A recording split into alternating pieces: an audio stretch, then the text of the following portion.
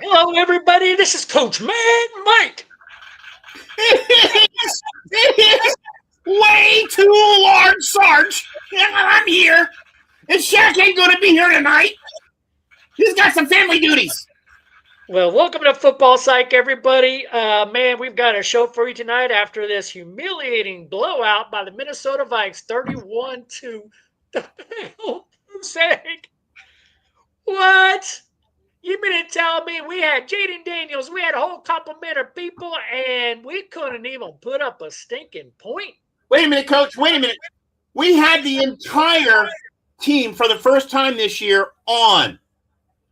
The entire offensive line as it was destined to be, all of our wide receivers, and Jaden Daniels. And they couldn't put up a single point. Wait a minute. They could have. They could have. They didn't. Enter Dan Quinn. And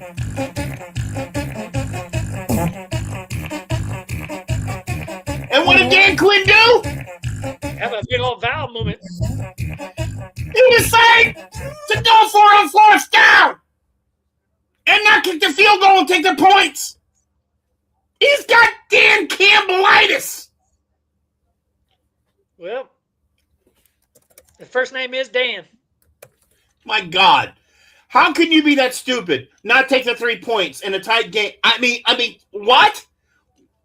You're going to go for it? I don't care. Take the 3 stinking points, you idiot. All right, well, there's so much more issues than just taking the 3 points on this thing. I had mentioned it a few weeks ago, and I'd love to be able to hear your comments there, Large Sarge, because 3 weeks ago I called the season was over, and 3 weeks ago I said we're not going to win another game. And you and Shaq were so delusional, man, like a Redskins fan, that you actually believed that we had a chance of winning this game. We did. We No, did. we didn't. We didn't even score. No, listen, the Vikings aren't that good. We made them look good. Like, we never had a chance in this game, man. And if nothing doesn't resonate in your brain, like nothing will. All right. I can't take it anymore. I'm done with the Commanders. I'm taking off the wristbands. Oh, he's down, guys. I'm taking off the hat. The hat's coming off. Oh, my God. The chain is coming off. Oh, my God. I'm done with the idiocy of Dan Quinn and his coaching staff. Oh my gosh. It is a fart show. It's a fart show. Yeah, it's definitely some defecating going on. I'm now back to the football psych because I don't have a team anymore in the Commanders. I don't have a team. Well, they don't have a team. Where was the coaching? Where was the coaching? Oh, my God. So explain to me, because I really want to know, and I want to know from the fans that are out there. It's great to know we got a new subscriber out there. Thanks, Jeff. I mean, I don't know who it is, but let me know who it is. But, like, first of all, I would love to be able to understand how you have an entire offense and you can't sustain a drive. You got everybody, all your key starters that are in there, like everybody's allegedly like healthy again and in there, and you can't sustain a single drive. So we started with hold on a second. So like I watched Dan Quinn because I'm like trying to get behind this thing, and like I watched his interview, and so I'm sitting there watching Dan Quinn's interview, and he goes, "Well, I really wanted to." Oh, Shaq's coming on. I wasn't going to be here. I made it. Hey, I made it. Baby, here comes the pass. Ready? Oops. Oh, I dropped it. I'm so sorry, Shaq. I must be Noah Brown. I must be Zach Ertz. Hey, listen, I'm going to tell you right now. I'm sorry. You see my name tonight? Hey, I hate this organization. Jack, I'm going to tell you right now. Wait a second, Jack.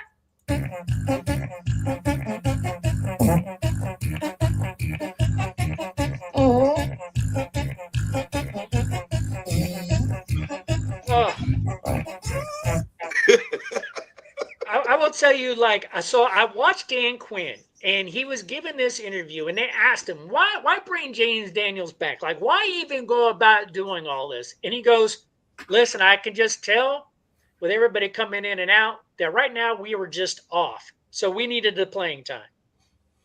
Off? And I'm going to go back to now that Shaq's on board, right? To tell you that I'm going to haze the crap out of both of y'all, because I told you 3 weeks ago we weren't going to win another game, and both of y'all were delusional, thinking we actually had a shot in this game. Shaq, you take it. You take it, Shaq. I'm out. You take it. And now, hold on now.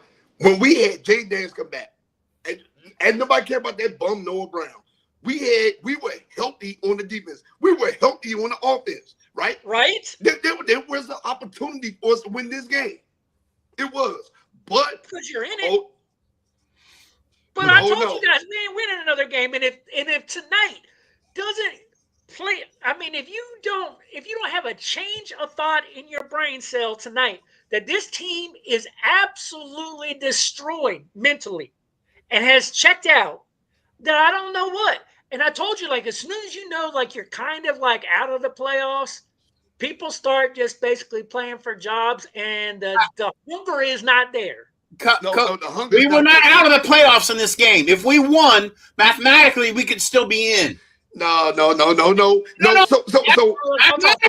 if we won out and Philly lost, we could still get in on the wild card. Yeah. Lars Sarge, the NFC is the haves and the have-nots. There's too big of a gap between teams who are winning and losing in the NFC. Even if we won out, we would not have made the playoffs. I'm just saying. Yeah, I mean, it's so delusional to think playoffs right now, just like it's so delusional for fans to think that this was a Super Bowl team. But then when you go and we were starting to lose like this, like, I'm sticking by my guns. I do not think that this team has the ability to win another game this year. Not now. No. Hell no. Not 3 weeks ago. You guys are just 3 weeks late to coming and seeing what I saw. Like, I saw this game being a disaster. I saw, like, every game coming out being a disaster. This is a complete, absolute crumbling of an organization. So, Coach, listen to me. The Miami game overseas. We had a defense against Miami that actually showed up and played and kept us in the game. And Dan Quinn made a bad call again, right? And we missed a field goal again, which lost us a field goal kicker. And we got a lesser one when we could have had the right one from Philly, who just got unsuspended. Then we played Denver, who's arguably one of the best defenses in the league, and we played them. Now, we lost the game, but you have to say in 2 games we went defensively up, and it looked like we could possibly take advantage with our entire freaking starting offense ready to go. I'm gonna tell you this, Lars Sarge. I'm gonna tell you where they start losing me. They start losing me when they stop feeding Chris Rodriguez the ball. Chris Rodriguez was eating. He was eating. They start going back to that garbage air raid offense. Kingsbury gotta go. Yeah, he gotta go. And we stopped running the ball. We said this for a while now. Both coordinators got to go. And so Cliff Kingsbury, I don't like the RPO. I don't understand how you establish a run and you get away from it. I mean, Chris Rodriguez had 5.2 yards per carry average. Per carry. He's a volume guy. He's a volume guy. And he's a volume guy. So when he's getting 5.2, how do you not stop handing him the rock? How do you not keep just feeding that dude? How do you go for it on the 1 yard line and not take the 3 points and keep your ass in the game? But let's keep going with this running game. Bill had over 4.5 yards per carry average. Mm-hmm. He had about 4.7 yards per carry average. So between the two, you're running between 4.7 and 5 yards per carry. Those are first downs all day long. I pick the rock every day and down. And then when Jay Daniels get hurt, Mariota come in, his first pass from scrimmage is an interception, right? Instead of letting him warm up, feeding the rock to Chris Rodriguez, who is eating, he out here throwing picks, right? Jay Daniels. And guess how many carries that they both had between themselves? Chris had 10, and Bill had 7. That's only I 7 meant each, not over 10 each. Yeah. Between both running backs, you only have 17 total carries. I'm telling you, Chris Rodriguez should have had 20 by himself. Yes. Yep. I mean, and then I'm talking about the offense. The offense looked out of sync. Of course. Jay Daniels came in with no practice time, no field time. I would have gone with Mariota every single time. Let him start. Yep. And then now this week we're going to find out what's going on with Terry McLaurin. Terry McLaurin may be re-injured, right? Jay Daniels, they just need to rest him for the rest of the season. Okay. Wait, no. Jaden Daniels are already talking about the press up here. All sports talk up here saying no, it hurt, so they sat him. He's fine. He's coming back to play the next game. What's going on with McLaurin? McLaurin may re-injure his quad. That sounds like. What does that sound like, Coach? it sounds like to me. Screw you all. Yeah, it sounds like to me he wants to spend some of that money he got. Cheers to Jerry McLaurin. Screw you guys. I got my money. He needs time to spend it now. So he's just like, man, I got stuff. I'm going to the club. This team is done. And now hear me though. Now hear me clearly. That's why Ben Johnson didn't come here. Ben Johnson said these are basketball guys. Look what Ben Johnson is doing in Chicago right now. Yeah. Look what he's doing in Chicago right now. He said he didn't want to come in. And these I told you I wanted him. I mean, it was either him or Jim Harbaugh is who I was watching. You remember this, Large Sarge, in the offseason. I was the first one to start talking about Jim Harbaugh leaving college football. And at the time, the number one prospect was Ben Johnson. And I knew that we were going to interview him. And so, like, he was on the short list. Jim Harbaugh was never on our short list for some reason. But I was just like, why don't we get Jim Harbaugh out of college? Remember that show, Large Sarge, we were talking about that? Yeah. All of a sudden, he does come out of college and he interviews with the Chargers. We never looked at him, but we did bring in Ben Johnson. But like he like, no, these are basketball guys. I'm out. Yeah. I've never heard something more disrespectful out of a coaching candidate to say about an organization than that. And look what kind of year he's had. Yep. Right? Got a quarterback he wanted. Obviously, the guys improved under him, and the Bears are number 2 in the division. So, I mean, it was a tough loss last night. It was a hell of a game. It looked like the Bears were going to come back. I was on the edge of my seat the entire game. I was like, oh, Lord. Oh, it was a good game. So read this thing here that Jack sent, because Jack sent me on the text there, Large Sarge. Mm-hmm. So he says, I told y'all months ago, and Shaq and we are doing the same thing what Chicago did last year after we beat them last season, and we are doing the same after they beat us this year. Mm-hmm. Yeah. Yeah. No, yeah. Hey, Jack, that's a very, very valid point. Because after they we beat them last year, their season tanked, right? Same thing with us. Like we have not been the same since that loss. Yeah, we have not. Right. We have not been the same. So yeah, a valid point, Jack. Very valid point. And so Louis out there. Louis is a Ravens fan.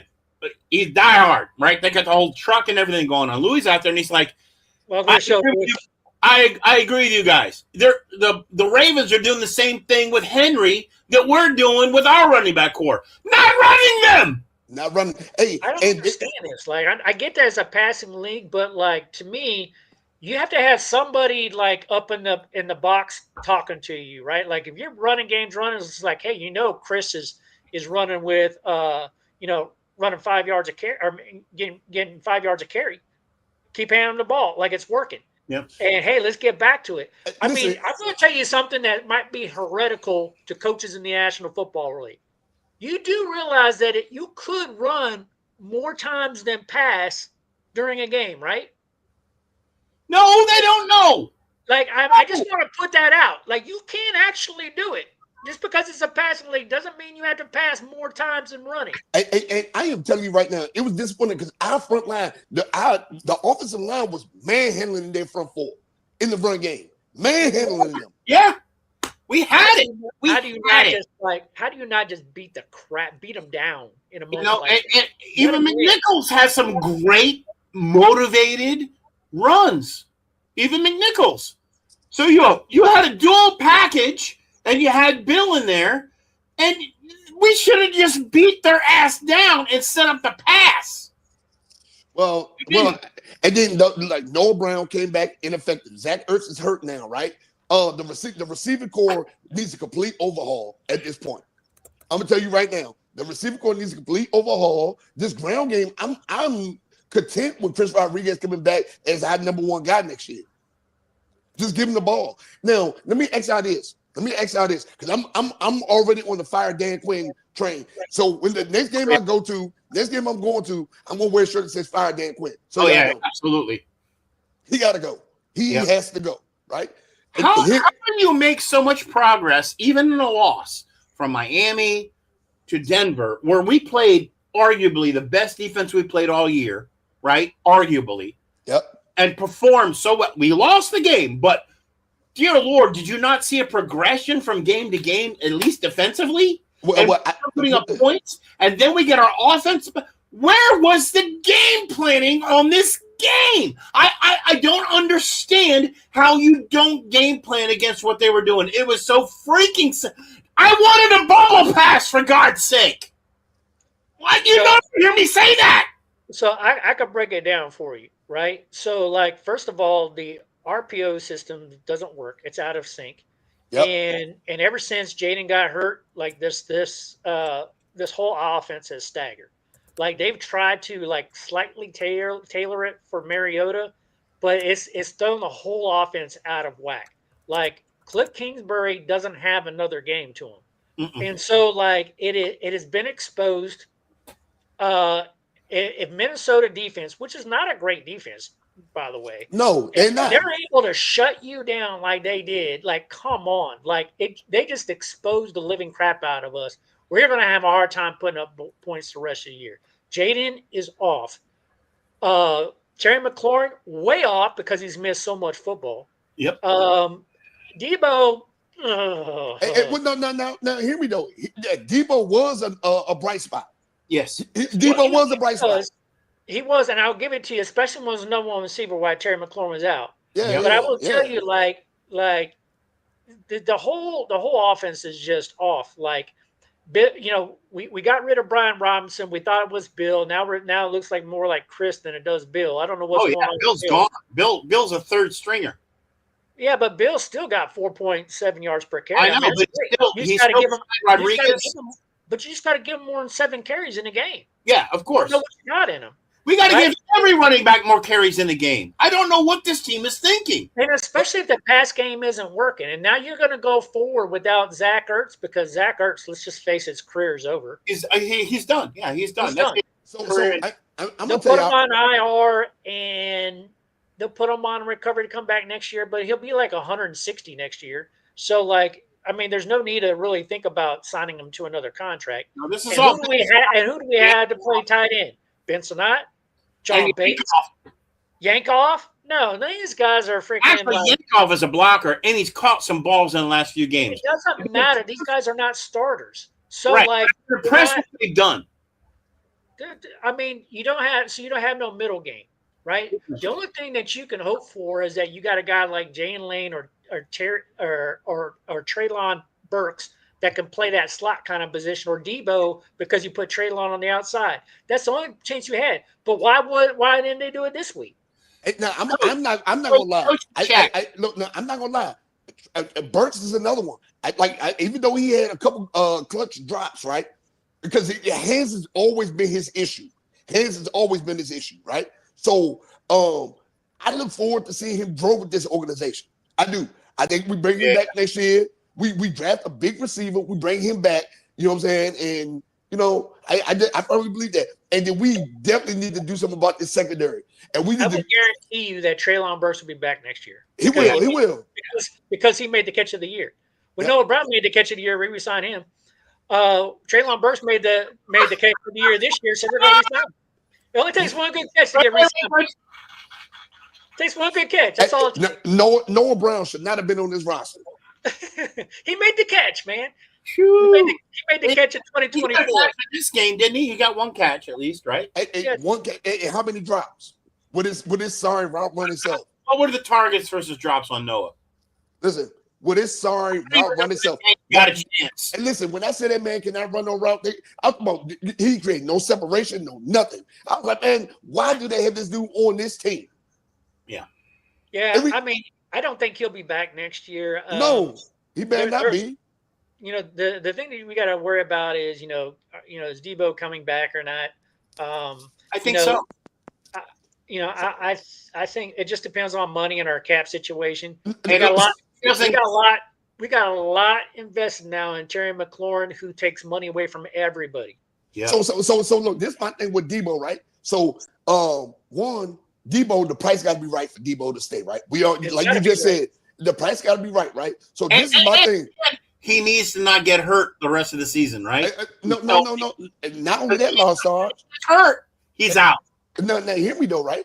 Hear me though, Lost Sarge. He's getting towards the end of his career. Why do he want to stay in DC and suffer when he will take a pay cut to go to a winning organization? Go to Kansas City. Go to Kansas City. Go to Detroit. Go to Chicago. Go somewhere where he may win. You know what I'm saying? So go back to San Francisco. Maybe. So why would Debo sacrifice his legacy staying in DC for what? Maybe. Yeah, you're right. So I will tell you, like, his base salary is voidable, but if we were to move on from Debo, it would be a $12 million cap hit. So I think he'll be back next year, unless he just really, really wants out. He does have a voidable clause in his contract to get out of it. But if we just flat out cut him or trade him, it's going to be a $12.3 million cap hit. I think being here likes Jaden. I think we're going to keep him if he stays healthy through the last few games of this year. He's on the roster next year. Yeah, so he'll be here next year. Terry McLaurin will be here next year. Of course, yes. that'll be the two receivers that we've got to kind of work around. But everybody else, I think, pretty much. I mean, I know Luke, Jalen Lane, I think, is on a contract next year, but like, there's so much room where this receiving core has got to be rebuilt. I'm gonna be honest with you. I would go in this year's draft. I would draft a big body receiver because Terry McLaurin's getting close to the end. I would draft a big body receiver and let Luke, Jalen Lane, and these other bums fight for it. Yep. Right. I'm just saying. I would draft a big body receiver down the field threat. Well, we only have 6 draft picks, and we only have a first and a third, and we don't draft again until the 5th. So, Coach, based on your philosophy, we ain't winning another game this year. Yep.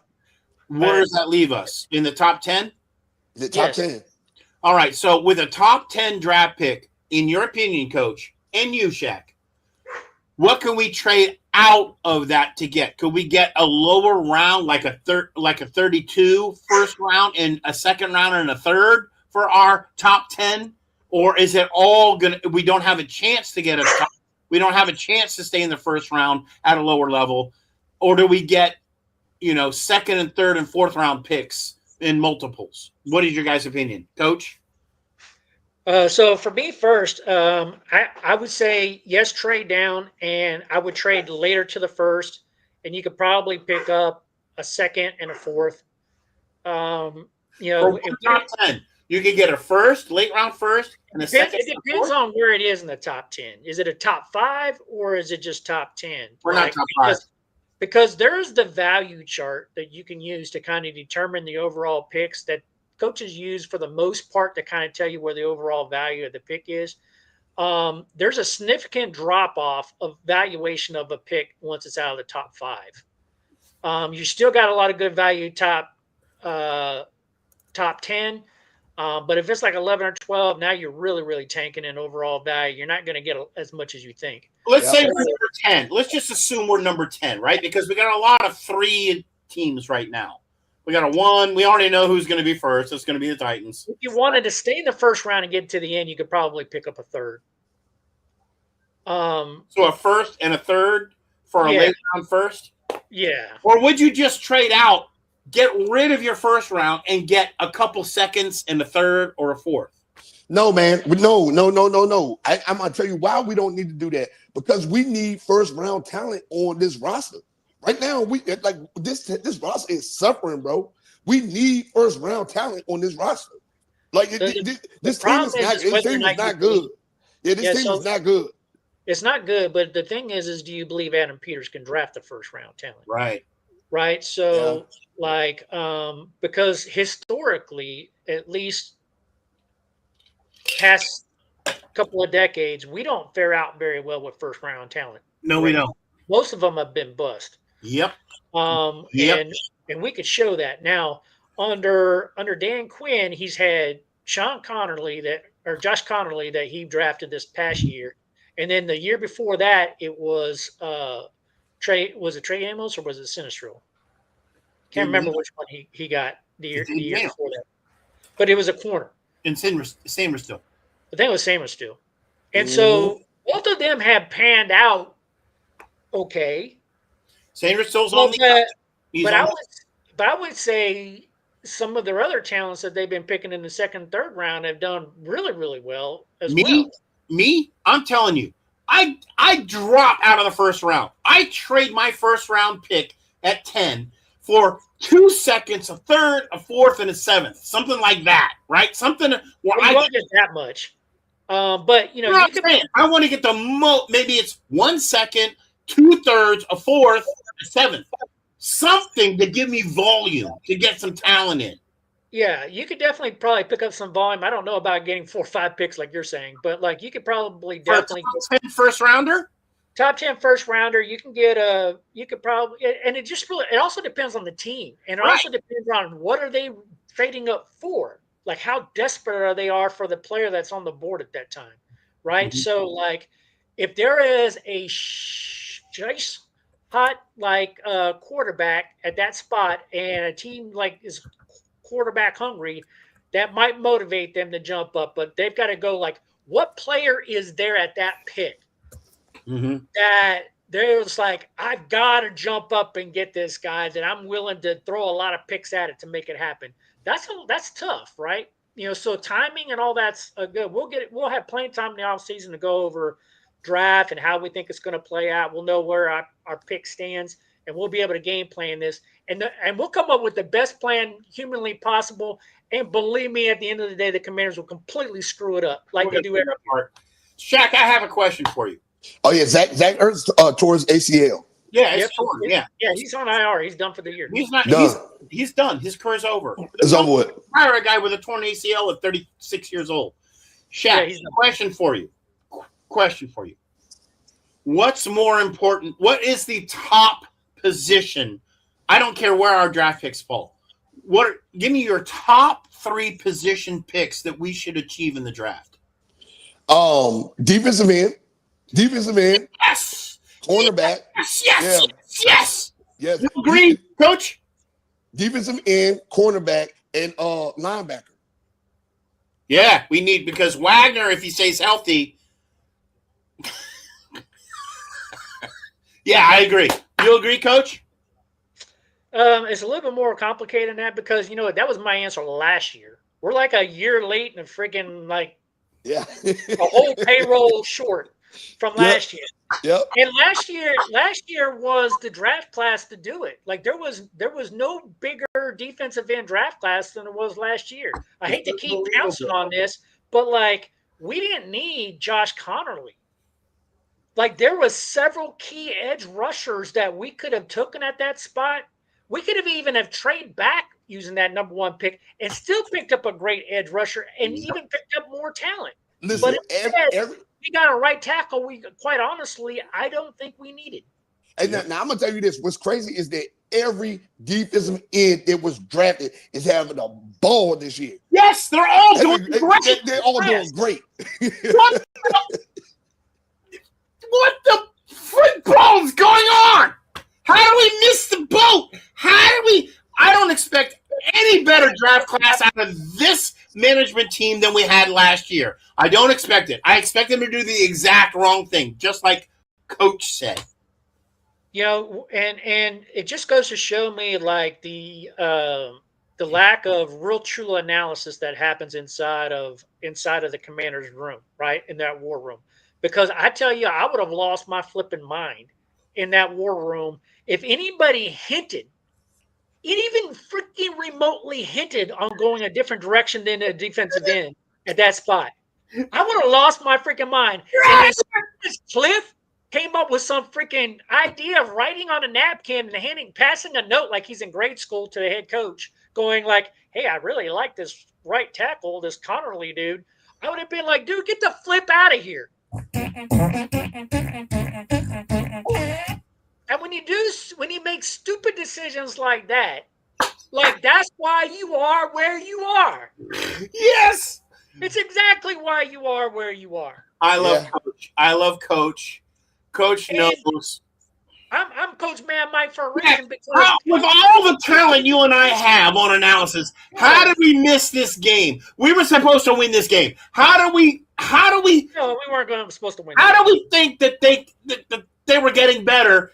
And I love Dan Quinn. Oh yeah, well yeah, we have a lot of problems, and in this game, I'm the only one. You know, I felt like we were making 1 or 2 steps forward, and we went 3 steps back. No, you didn't. You went 25 steps back. Listen, I'm the only one that was opposed to the Dan Quinn hire. I hated the Dan Quinn hire. Me too. No. I was like, I was like, don't like him. Man, look. I got video on you guys. The last 2 weeks. Lord Sarge, I got to interrupt you because I got video on you, man. Yeah. And you know what? I'm going to tell you. Like, this idea that we had a chance in this game, I mean, you guys are just like really, really off. I mean, I'm telling you, when I analyze this freaking team, and I'm telling you, like, they're freaking cooked. I'm not kidding you. Like, there is such a bad environment that's happening in this team. I don't want to hear about Madrid or any of this other kind of garbage because you know what? You don't play is flat out cooked. Yeah, and this should be a game that freaking actually woke everybody up who's watching right now. That's true. Like this team has really, really, really bad issues into it. And I understand why Shaq right now is saying, I'm calling for Dan Quinn's job. We've already called for both coordinators' jobs. Yep. Might as well throw Dan Quinn in there. I think Dan will probably, because he's buddies with Adam, will probably be given a leash of at least one more year with new coordinators to figure it out because he's likable or something. Zach Taylor. Like we need to bring Zach Taylor in as the offensive coordinator. You hear me? Yeah. But listen, Coach, if we lose out, let's say we have a shutout, another shutout like that, right? An embarrassment, right? A shutout where the head coach doesn't take any points at all and leaves us naked like that, right? You think Dan Quinn has a chance not to make it? I do. I don't know what happens behind the scenes. I just know, like when I was watching all the film, and I know it's a little bit like, it's edited and crap, but like all the Hard Knocks kind of footage that I watched on those guys, Dan Quinn and Adam Peters look like they're like best friends, man. Yeah. Like they look like they're so freaking tight that I just feel like Adam Peters, since he's kind of like the hiring guy, will be like, hey, I'm going to get you 2 new coordinators because like the 2 that I got you didn't pan out. So I feel like he's going to have one more year. No. Coach, it depends on how the season starts next year. I can see him being gone by game 6. Yeah, but I'm saying he'll be here next year. Yeah. I mean, he's not going to leave in the offseason. I believe Dan Quinn is going to be our week 1 head coach. Wow.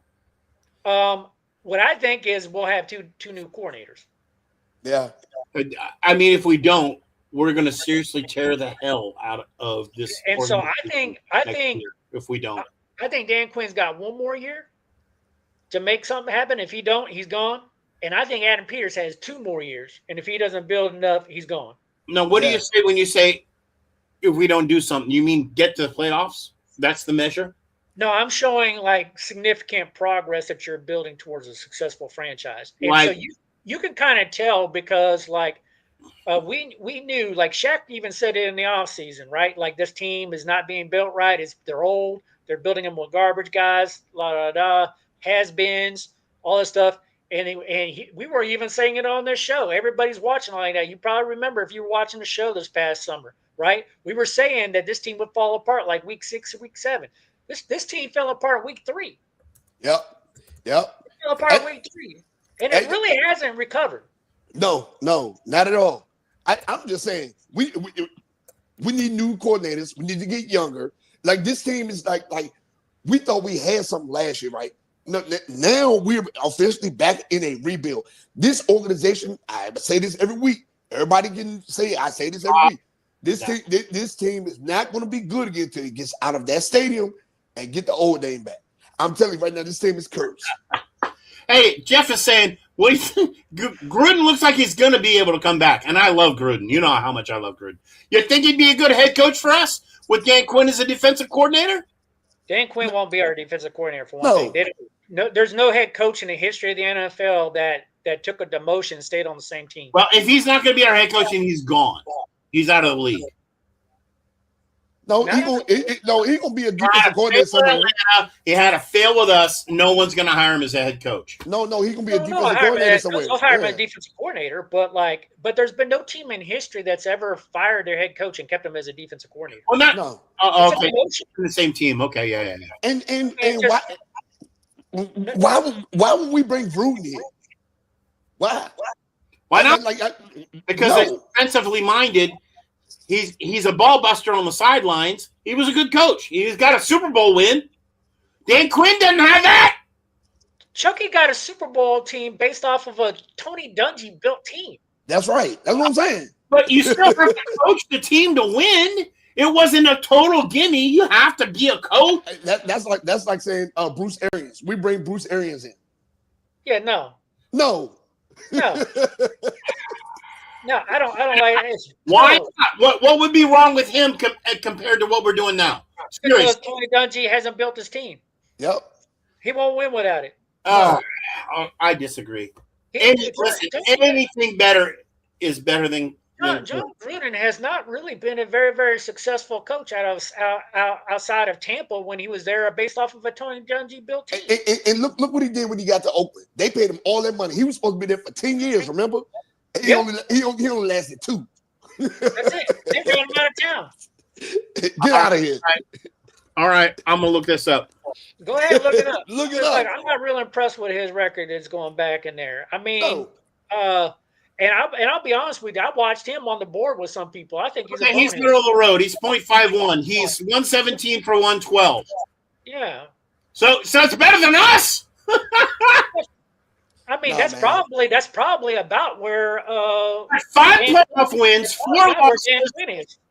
Yeah, and he's got a Super Bowl. So I mean, that's better than Dan Quinn.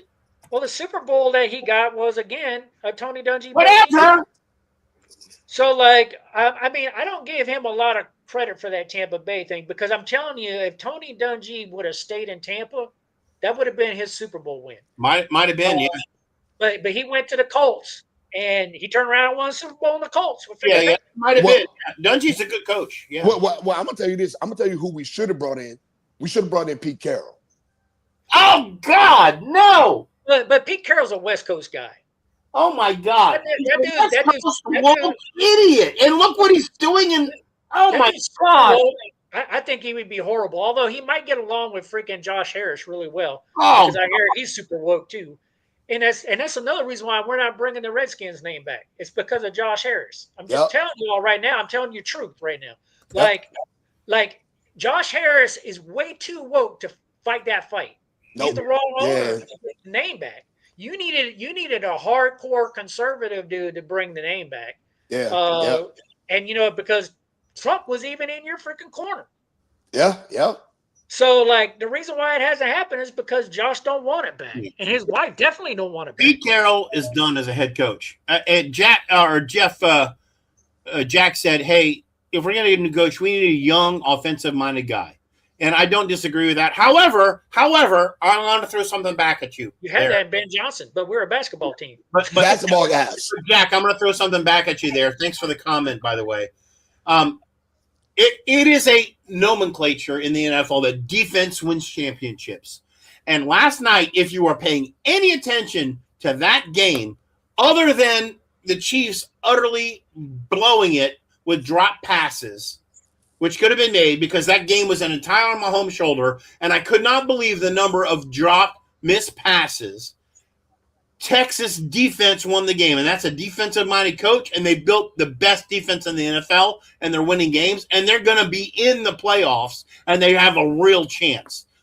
Texans looked amazing against the Chiefs, despite the Mahomes thing. No, man. Hey, I'm going to tell you why Houston. Defensive-minded coach that Houston's going to be a one-and-done team, man. Their offense is too garbage. You know, we saw this team a couple of years ago, and we kind of followed their blueprint about that. They had one good run to the NFC Championship game, and then they fell apart. That's kind of like what we're doing. We're following they made the playoffs the last 2 years in a row. Watch what happens this year. Which means that we might have a chance for Insurgents to come back a little bit next year if we rebuild things right. But like, it's a little bit different. Defense. So like, well, the thing is like, the defense that we have is, I think it's a vanilla scheme, to be honest. No edge rush. No, listen to me. Listen to me, Lord. So listen to me, because it's not just that. Like it is vanilla. It is like a vanilla run base defense that they have, and they never really settled on a base. Like when they did it, they switched from a 4-2-5. Then they went and they said, no, we're a 4-3. Then they said, no, we're really a 3-4. No, we're a nickel. We're kind of a Tampa 2. They just kind of like shuffle the deck together and say, okay, that's our defense, right? No, Witt does not know what to do. And so there's no consistent scheme. There's nothing that the players know that they really done. Nobody's being professionally developed towards a system that works. Like, there are so many things that are wrong. Like, you can say, okay, we don't have a pass rush. We've been talking that until we're blue in the face. We know that there's no pass rush. We had a chance to solve that problem. We did it, right? But there's so many other things wrong with this. Like, you have to also know the strength of your players. When you're in a third down situation and you're dropping Bobby Wagner back in coverage, they're gonna get the first down. Because they know who to pick on. If I was a quarterback, I would look at who's Bobby Wagner covering. No. We can't say that though, right? Because Bobby can't cover. Well, he can't cover, but Bobby Wagner is having a career. He's career high interceptions this year. He's career high tackles. I'm gonna give you one where he actually made a freaking good play on the ball. That last interception that he made, man, that was like a Christmas present came early. It was. That wasn't count. I mean, he threw it right at it. You can't count the gifts that he gets, right? Yeah. But like, if you just really generally just look at his consistent play, like I'm saying he still has a lot of game when it comes to tackling, his lateral movement, getting to the outside, tackle for a loss, blitzing. Like he's still very, very physical like that. I'm telling you where he's not. Movement. So, yes, he still has lateral movement. No, he doesn't. Yeah, yes, he does. Yes, he does, man. He does. I can show you film. He does. He does. Film, He does. He does. He just can't cover. Coach, I'm going to throw your words back on you. He's most effective in the box being a run stopper. He is not good at lateral. He gets burned every day. No. That's not true. I'm talking about lateral against a run. Okay. Against a run, not against a pass. That's what I'm talking about when I say lateral. Yeah. Like you're lateraling the ball, like he can get to it, and he makes the plays happen. Bobby Wagner had 16 tackles in this game. Yeah. I think he's number 2 in the league on tackles. You think he's number 2? Yeah, and he was number 1 in the league last year. So and he was number 1 in the league the year before that. So like he still has a lot of game. I'm telling you, like this is my point about coaching, right? You have to know how to use Bobby Wagner. You always keep him up tight to the line. You always let him play the box. You always let him play the run. But on those clear passing downs, 3rd and long, you got him backed up. You take Bobby Wagner and you get him off the flipping field and you let him rest that rep. Yeah. And you put somebody in there who can cover. That's the reason why I like Jordan McGee or somebody else. Like Jordan McGee is average. But I'm just like, Bobby Wagner is below average when it comes to covering skills. McGee's got the speed. You can't have him on the field when it's clearly, unless you're blitzing, don't have him on the field. Yeah, I agree, Coach. I agree with you 100% on that. And my thing is, this is and I'm glad that Bobby Wagner is still performing at such a high level, but this is going to be it for him. He ain't about to keep taking these L's. He's not going to keep taking next year. If he stays healthy, you think he won't come back, or that we'll try to keep him? Well, I mean, it depends what he wants to do because you got to remember he did this with the Rams too, right? He left Seattle, went to the Rams, and then he went back to Seattle, and then he came out here. And I'm telling you, Bobby Wagner's a basketball guy. Bobby Wagner, like his biggest criticism about being on the East Coast is basketball games come on too late at night. Yeah. Oh my God! But that matters. Quality of life matters. When you got money, quality of life matters, man. Yeah. The guy likes watching basketball games. He's just like, man, be on the East Coast. Games come on too late. And look, and it does not help that the Wizards suck. They're like they're like 3-20. Well, believe me, he would love nothing more than to go back. Like You're killing me. he would love nothing more than to go back to here. Probably LA. I can see him in LA. I can see him going back out to the West Coast so he can watch his basketball like this. He's not going to stay here and lose. No. If he's got another year in him, he's going to go somewhere where he can either win or he's going to go somewhere where he can watch basketball again. And both of the teams he played for before are winning right now. Seattle and the Rams are winning. That's right. Two questions. One question for both of you. Not for my question. He came here because he loves Dan Quinn, but that's good for like the years he's been here. So, He's ready to go on.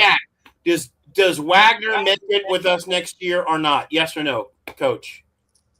No, I don't think he stays with us. Nope. Shaq? Nope. You're no. No. He's going to retire. Retire. Okay. He's either going to retire or he's going to go. He's going to go back to the West Coast. Second question for both of you, Coach. Does Luvu step up and be that guy? No. You answered first, Shaq. Okay, no. So we need a middle linebacker. Yes. In the draft. I thought when we brought Luvu in, if you would, because I know we talked about this about 2 years ago, and I was just like, Luvu will be that guy when Bobby Wagner retires. But the way Luvu's been playing, like I don't see it. Like he's actually declined so much over the past 2 years, and this year was very, very telling. That I don't see him being that signal caller on defense now. So, we're going to need to go ahead and go get somebody else. Yep. And then you know what's crazy to me? We let Jamin Davis walk, and Jamin Davis is having a good year. Everybody who's left us just about having, even freaking St. Jude's is having a good year. Emmanuel Forbes is having a good year. Wet. I'm like, man, come on, man. And who's the receiver who you hated?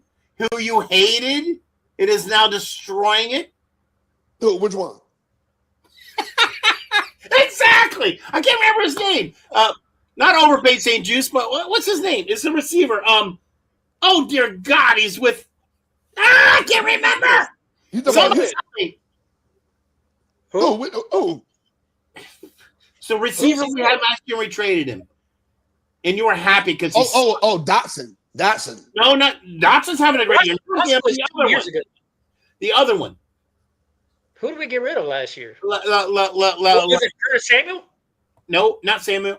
It's Zacchaeus. Zacchaeus. Thank you. Oh, back in the man. Zacchaeus having caught touchdown, impossible touchdown with the Bears this week.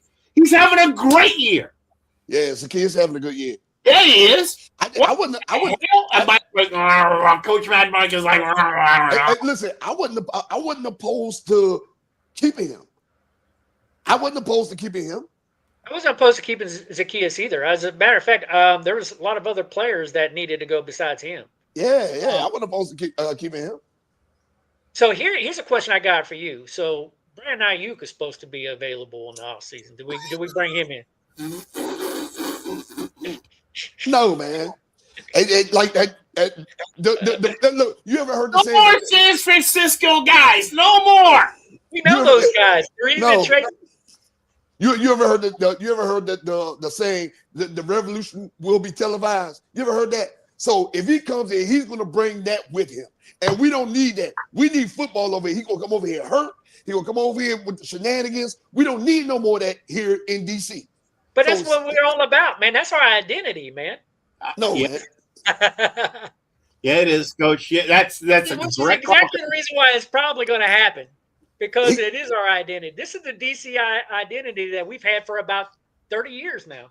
No, he can kick rocks. Go to. Since when did we pick up go to Tennessee or players from all these trades, Trent and everyone between us and San Francisco. When did the Redskins / Commanders become so wet at the hip with trading with San Francisco? Now, because that's where Adam Peters came from. That's where he was. No, even before that.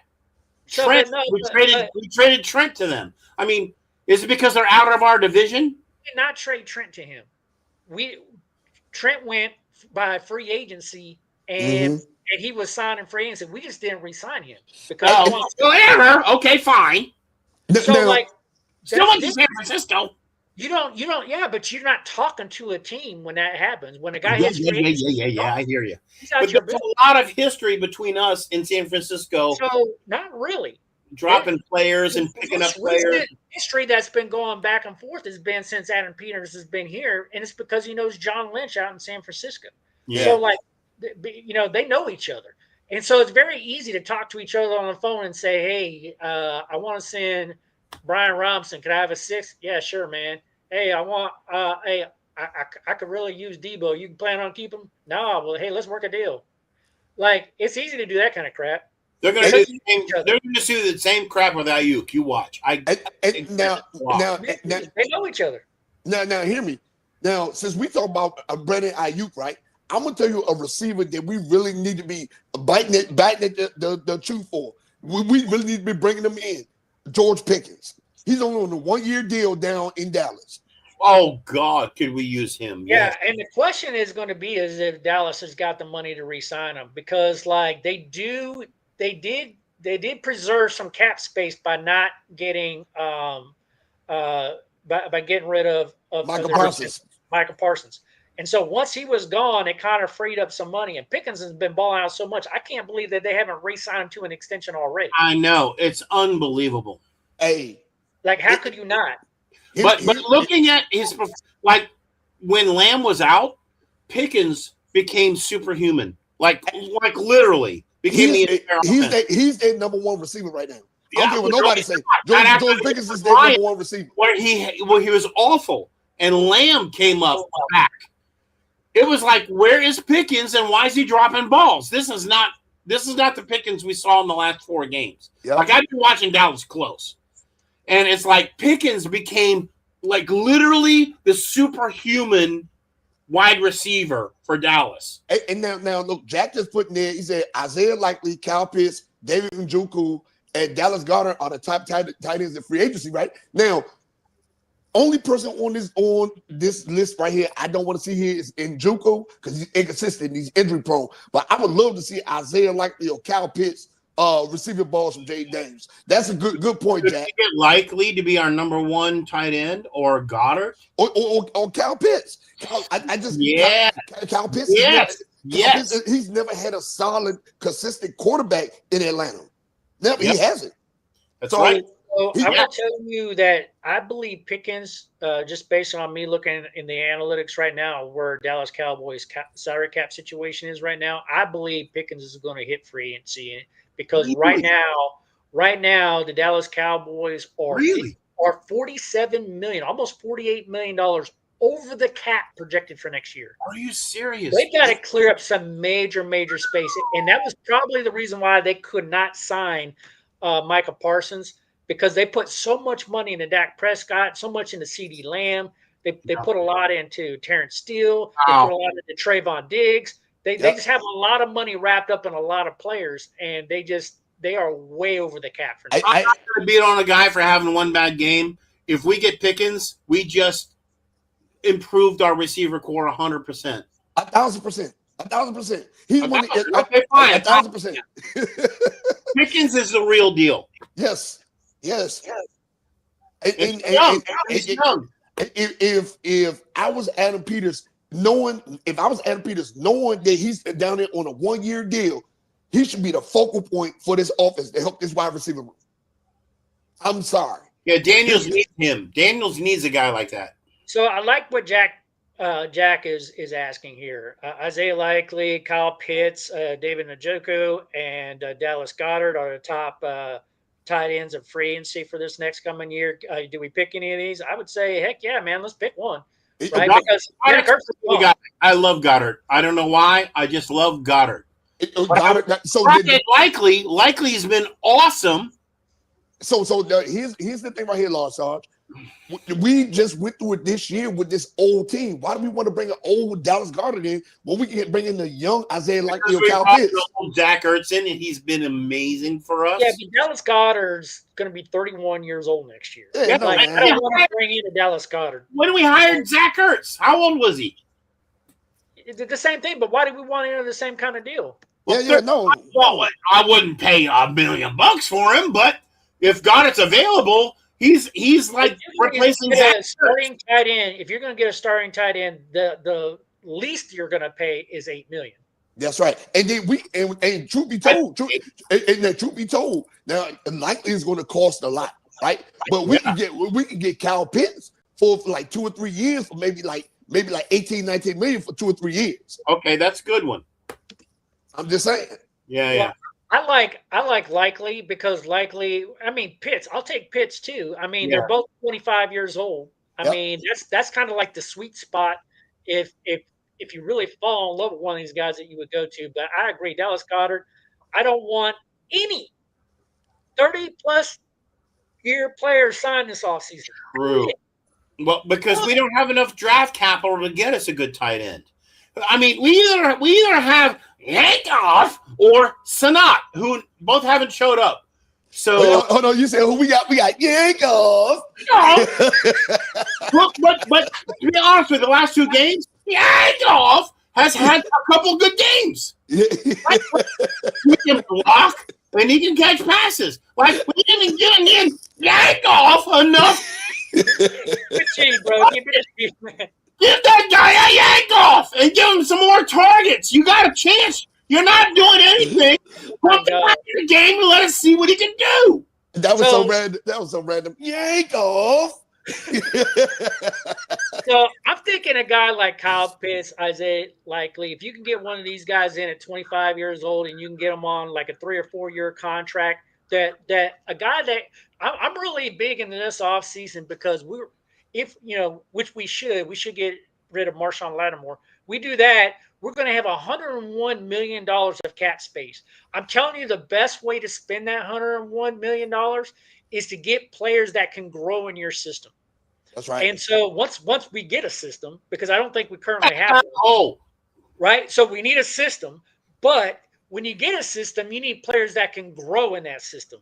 And if you can get a guy like Likely or Pitts or something like that at 25 years of age and you get him on a good 4-year, 5-year contract, you get a chance for a player that can grow in a system. Well, I told you, so Kingsbury will be gone next year, right? So I feel like I'm telling you, we need to try to bring Zach Taylor in. I'm telling you, or Mike McDaniels. And y'all keep saying no to Mike McDaniels, but Mike McDaniels is an offensive mastermind because he come from the Shanahan tree. And do you know that I don't like the Shanahan tree. No, but hear me though. We have not beat a coach under Dan Quinn. We haven't beat a coach that's come from Shanahan's tree yet. Yeah, but Shanahan's tree is almost like Cliff Kingsbury almost runs a shadow Shanahan kind of system. The RPO kind of crap came from Kyle Shanahan. Well, no. He's more of a Chip Kelly kind of guy. Cliff Kingsbury. He's more like a Chip Kelly kind of guy. Yeah, I would agree with that. But like this RPO crap that they have, like that crap's got to go, man. I would tell you, I'm telling you right now, if I was the owner of the team, I would say knock that crap off. We're not I would boycott that from my franchise. So listen, because of the investment that I'm trying to put into the future of our franchise quarterback. You can't go out and get a guy like Jaden Daniels and say, I want to run RPO. Like the day that you drafted him with the vision of him being your franchise quarterback, and I'm telling you, you better learn now before you sign him to about a $70 million a year contract. Because he will break and you will be screwed as a franchise for a decade. He's not Josh Allen. He's dainty. He's tiny. He's like my little tiny. Like we know this. So listen, I'm agreeing with you, Coach. I'm agreeing with you, Coach. Likely's 25 years old. Pitt's 25 years old. That's where you need her play. And Isaiah Likely is like a receiver. Like he's built like a receiver. Likely. I don't think Baltimore is using him enough. I love watching him in Baltimore. I love it. Yeah. Kyle Pitts too. Kyle Pitts is built like a receiver. Improvements. Yeah, Kyle Pitts is really, really good too, man. That guy can flat out ball really well. So Either one, we should either one. You know, you kind of like figure out what their market values are, and you kind of make a play on one of these guys. Yeah. I will tell you, do not get Dallas Goedert though. Like, No. Yeah, he's too old. 30+ year players. Period. No. I agree with you. Listen, it's likely Pitts and Yankoff. That's it. That's who we need. Yankoff. Come on, Yankoff. Yank it off, Yankoff. Hey man, you a trip. Hey, Monday Night Football about to kick off, y'all. You know what? I don't see Ben Sinnott on this team next year unless they play him the next few games. And he's still on a rookie contract. He's cheap. Yeah, I think his problem is, and we're getting ready to wrap up the show, but let me make a comment on this. Before we start pulling plug on young players, let me tell you this. Before you start doing it, you have to ask yourself a valid question. Are we developing our talent? Where's the coaches to develop our talent? If you do not have a coach, a tight ends coach in there to develop talent, then that's your priority in the offseason. Yeah. You need to bring in a coach that can develop tight end talent and say Ben Sinnott still has 2 more years left on his rookie deal. He's cheap. He only costs a little over $1 million. So like you keep him and you say, you know what? I'm going to invest time in this guy. Yankoff is still pretty young too. I can't remember how old he is. Yeah. Yankoff is he's young. Yankoff. But you need to bring guys in that can develop. Second year, he's young. He's 24, 25. Yeah, I don't know. I agree with you, Coach. Listen, I agree with you, Coach. Can you look at it real quick? Yankoff is 25. 25. So he's okay. So you're at that age, right? So like I'm not ready to pull the plug on those kind of guys because to me, I think it's the responsibility of the coaches to develop them. First of all, are they in the right system? Do we even have a system for them? Who's developing them? Like if you don't have an active player development program in your franchise, which I don't believe our program does at all. Yeah, I agree. And you like, okay, as a general manager, I need to focus on that because maybe explain to me is one of our final questions, right? Explain to me how all these players that we have leave and go do well somewhere else. It's because they're developing the talent up. Yeah, we're the training ground for every other team. They're so stupid they don't even know how to use their talent. When I get them over here, I'm going to put them on our player development program where they can be successful. And another thing we need to work on too is strength and conditioning because I ain't never seen nothing like this. Yeah, I mean they're gassed out, they're broke. They get sloppier as they go. Yeah. Like there's just so many things. And not for the prior 2 weeks, Coach. Not for the prior 2 weeks. They didn't get sloppier. They had some bad coaching calls. And Dan Quinn made a huge mistake not taking the 3 points and keeping us in the game. So I could not watch the whole game down here because I'm in Florida. Right? But I will tell you that the film that I saw against Minnesota was absolutely atrocious. Terrible. They didn't adjust at halftime. Classic Dan Quinn mistake. There are so many things that are just blatantly wrong with this team, but I think it has a lot to do. Like you said, coaches before, Lard Sarge, and I agree with you. But I think it's like both coordinators are gone. But like if I was a new coordinator coming in, I would bring all new people with me to work for me. Yeah, bring it. And I would go like, this is the system I'm installing. These are the coaches that are going to help me implement this process. Here's the players development process we're going to have. I want young players, and I'm thinking like I'm building a program because the program's not built. No. And I got to build a program, and I got to get them building together where I can plug and play a piece here and there later on. But like I need a base core that I can build. Yeah, and we don't have it. One freaking system.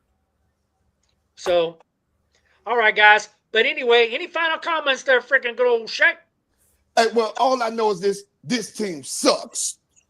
Dan Quinn, fire him. And shout out to my boy Yankoff. All right. All right, Lars, sorry, what you got?